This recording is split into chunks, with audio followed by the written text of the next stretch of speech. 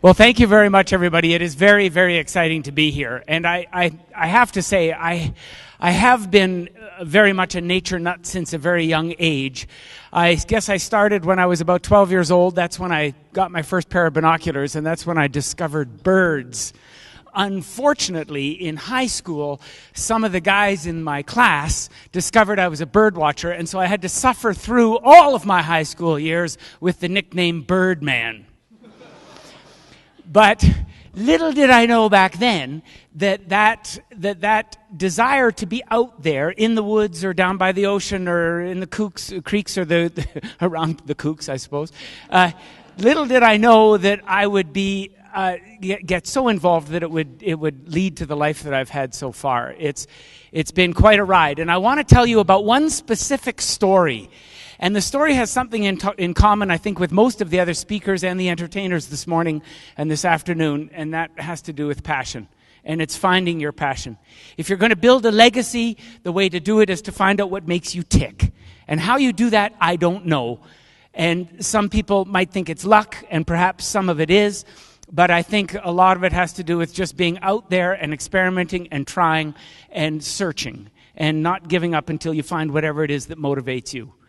I was fortunate enough to become a birdman at a young age, and that took me to different places all over the world. When I finally landed that job years ago at the zoo, I started a travel program, and that enabled me to feed my need to go and see the world and to see the wilds of the world.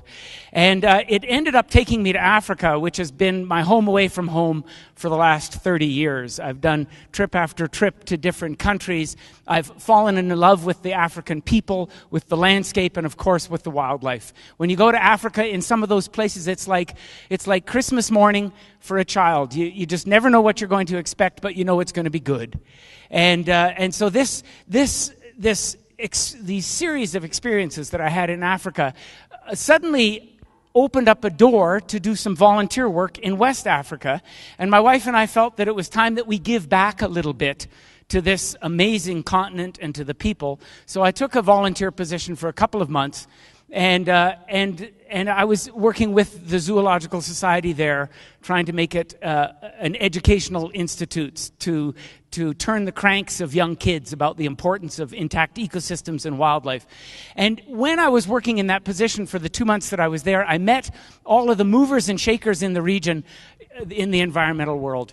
I came back to Calgary, a year passed, I got a phone call from a friend of mine that I had met there, and we had struck it off. This is a guy who was working in the outback of Africa. He was on a motorcycle, a 250cc motorcycle. He lived with different villages, motorcycling between the villages, to find out what made them come up with the rules that allowed them to survive in an environment without destroying the environment as they were living off that environment.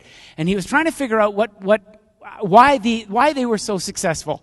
And in doing that, he learned a lot. He developed trust in the local communities. When the local communities were confronted with the issue that the federal government of Ghana wanted to take their land away so they could make it into a national park to protect some hippos there, the local people, the chiefs there, realized that if they gave their land to the national parks, they would lose the ability to control what happened to that land. So they went back to the national parks and said, if we created a park and met your needs to protect that population of hippos, would we be able to do that?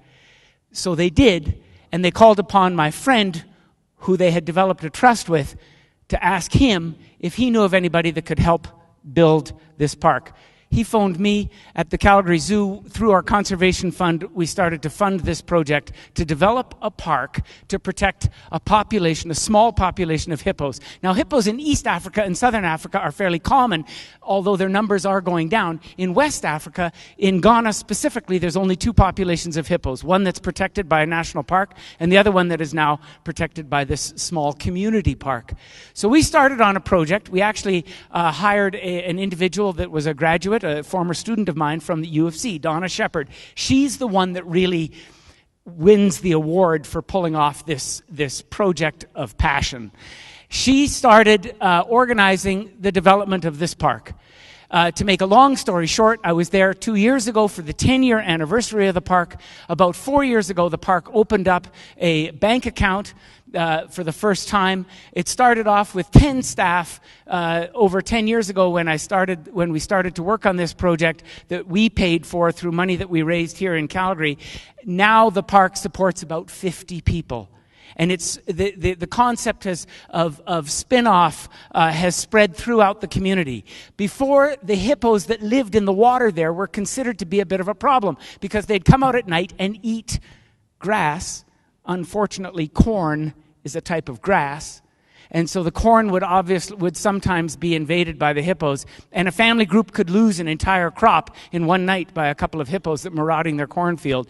So now they've developed a new attitude towards the hippos, that the hippos were sent to them by the river gods to establish a degree of economic prosperity.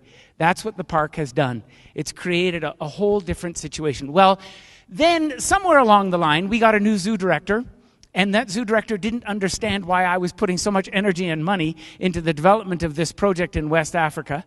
And so I told the chiefs of my problem, that I had this lion that I had to tame. And they said, well, let me think about this for a while. And then they came back to me a couple days later and they said, we have come up with a solution to your problem, Mr. Bryan. We are going to take a big man and make him bigger. In other words, they were going to take our zoo director of the time, it's not the one that's there now, but they were going to take that zoo director and they were going to make him into a bigger man. In other words, they were going to make him into a chief. And I said, but that sounds like a great idea, because if you elevate an individual to a higher podium, that person will have to perform to those degrees that you've now elevated them to. So talk about smart political thinking. But then they said, but Mr. Bryan, we're going to make you into a chief too. And I said, no, you can't make me into a chief. And he says, oh, yes, we must, because it is because of you that we have managed to come this far. And I said, no, we've got to make it for the individual that we need to put on that pedestal. And they said, oh, no, Mr. Bryan, we will make you into a chief too, but you will be a smaller chief. So what they did, after they, of course, made the bigger chief into a chief, then they made me into a chief. So I'm going to show you what happened here. I'm going to remember this whole operation took a whole day. There was goats and sheep running in the foreground. There was chickens here and there. This was the second robe that they put on me, and this was the hottest day of my life.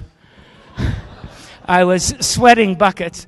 They put on boots. I won't bother putting these on. Notice the polished back. That's a polished white leather, because these are chief's riding boots. And of course, you don't want to have the handmade hard work of that beautiful needlework rubbed off on the side of the horse. So they put on the chief's boots. Of course, they gave me a hat. And then they gave me a pair of pants. And I'm not going to put them on because it takes me a while to wrestle into them. But I will show you that the good thing about these pants is that one size fits all. And I said to my wife, honey, this is great. Now we can get into each other's pants at the same time. Nevertheless, the whole project took on its own legs. It wasn't just developing a park and attracting tourists into that park that made the money for the park, but it was also the relationships that we developed with other people that liked the idea. So it was one idea that wasn't really our idea at all. It was the chief's ideas. So it wasn't foreigners coming in and telling them what to do. It was the chiefs asking for help. And we went in and guided the process, but they made all the decisions. And if I could have the video, please, I'm going to take you to this place that is called the Wachau Hippo Sanctuary. And the model that we've created from this hippo sanctuary, whenever you're ready, I'm all set.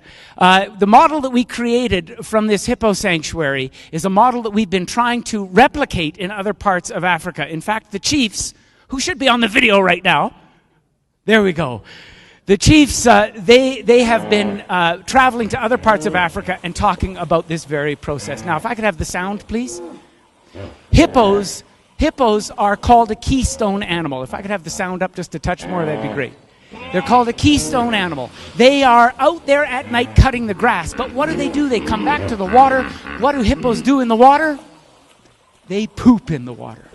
And that inoculation of organic material feeds the insects, feeds the invertebrates, feeds the fish, feeds the people. So hippos are a very important part of the whole process. If I could have the sound up even a bit more, that would be great. And this hippo, look at, they may be big, clumsy-looking animals. They're like a Spalumbo sausage with a suitcase for a mouth.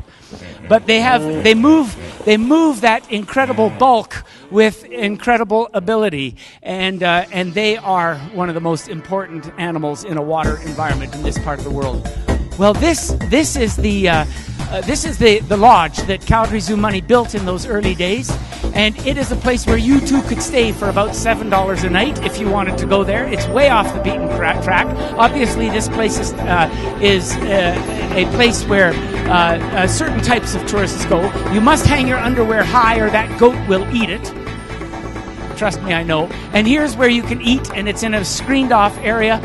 Some of the local ladies from the local villages have been taught how to cook food that is palatable to the tourist's tongue. The good news here is that it's only about 50% tourists from outside the country that come here. The rest are local tourists. The local people that live there are called the Lobi people, and they live in these mud huts that look like they're right out of a Dr. Seuss book. It looks like they've been squeezed out of a big toothpaste tube of mud. So as the family group grows bigger, the house grows bigger. And it's not just one family that lives there. It's aunts, uncles, brothers, cousins, all living together. They store their food in that container right there. They are a subsistence farming community. But of course, just like any society, it's the kids that are going to be inheriting the future. They are the ones that will be charged with looking after the park. There's been another volunteer group that has organized a scholarship fund to take the bright lights of the community, the kids that are chosen by the teachers themselves, to go off onto university and college to learn how to run the park. And here's why we were so interested in this area. Riparian areas around the world are in trouble. They are areas that are diminishing in quality and size. And it's in Africa, where the hippo lives, that makes these riparian areas so important. The forest edge is home to monkeys and various species of birds. Of course, the water itself is an important habitat for a variety of things, including the hippos. But it's the people in the area that had to be bought into the whole process. And hopefully you can turn up the sound for this next little bit here.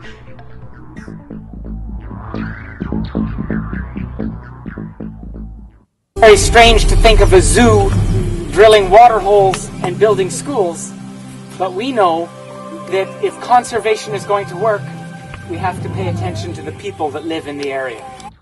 And that's the bottom line. We had to establish an understanding and a trust with the local people. The easiest way to do that was to put in water wells. It was funny because that water well had a sign on it saying sponsored by the Rotary Club South. I showed this video to some kinsmen once, and they were virtually throwing money at me. So if you want to try to raise money, just show the competing organization.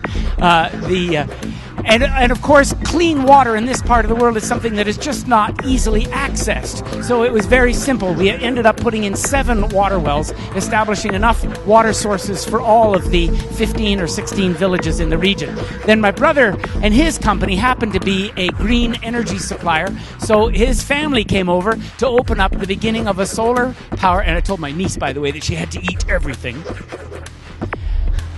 And this was the beginning of the solar program, where we established 550 solar lighting units, because in this part of the world they use kerosene to light the lanterns. And kerosene is a pollutant. It burns babies. If it's spilled when it's on fire, it's expensive. So getting the sun, harvesting the sun's energy in solar panels, which virtually last forever, LED lights, which virtually last forever, and the only weak point were the batteries, but the batteries were sourced locally, so that they didn't have to go to an international source to replace the batteries when they eventually run out.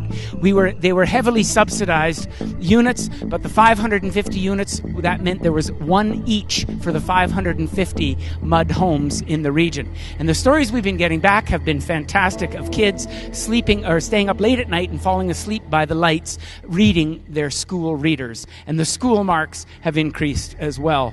And actually that brings me to the next point. Somebody much smarter than me asked a little girl, "Where do you go to school?" And the little girl said, "I don't go to school, madame, because I have no school to go to." And so we decided we had to build a school. Well, since we've built 2.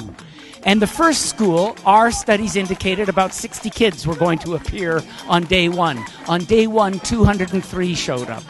So the need was incredible. We swung a deal with the Ghanaian government so that they would hire the teachers. We built the infrastructure. This is the opening of the second school that we just opened up about 2 years ago. And believe me, it was a huge community extravaganza. The dancing, the drumming, the speeches. It was very, very exciting. And then finally the unveiling of the school plaque, and the dancing continued. I think I went to bed at about 10 o'clock at night, and I heard the dancing continued until sunrise the following day. So it was a very, very big time, very exciting time. And the school has since, the second one, like I said, was opened up in another part of the Wichau area that is a very remote location. We not only built a school, but we built a teacher's house because we found out that the teachers are more likely to leave after a short period of time because of inadequate housing. So we built each of the two schools homes for the teachers. And then, of course, you can't have just a schoolhouse built as a schoolhouse. You've got to, of course, put in some books.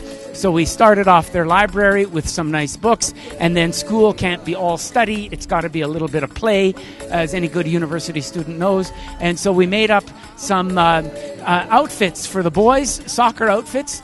We had them sewn locally to keep the money there, but we used Calgary Zoo colors. And then for the girls, we had volleyball nets given, and of course uniforms sewn for the girls. The same idea, locally sewn to keep the money locally there, and colors, the Calgary Zoo colors. And there's our chiefs there, and of course a big party afterwards. And then finally, at the end of the day, they put on quite a song and dance for us as we challenged them to a game of soccer, which we lost in an unbelievable heat wave. But that's the story, and the whole idea behind it is that we can replicate the model that was created at Wichau, and that's what we hope to be our legacy years down the road. Thank you very much.